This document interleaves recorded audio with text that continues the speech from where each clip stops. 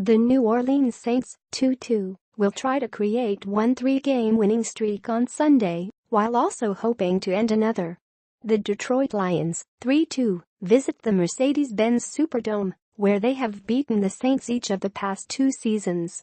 The Lions also beat the Saints in Detroit in 2014, but New Orleans has never lost 4 straight in the all-time matchup.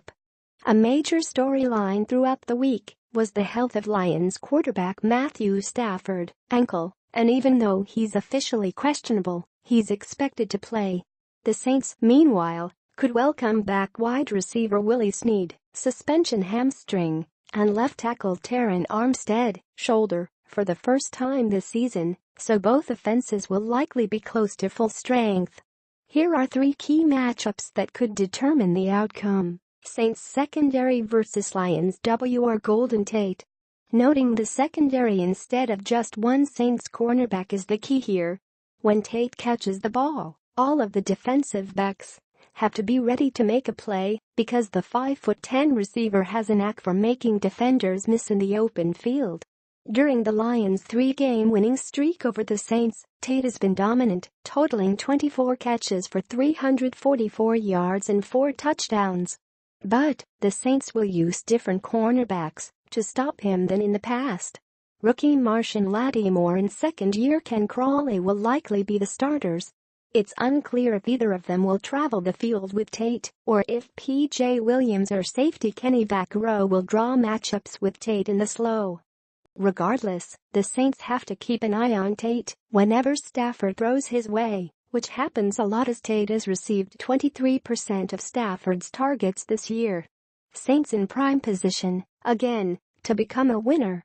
Saints in prime position, again, to become a winner. The New Orleans Saints could hold a winning record for the first time since 2013 if the Saints topple the Lions on Sunday in the Dome. Saints QB Drew Brees versus Lions FS Glover Quinn.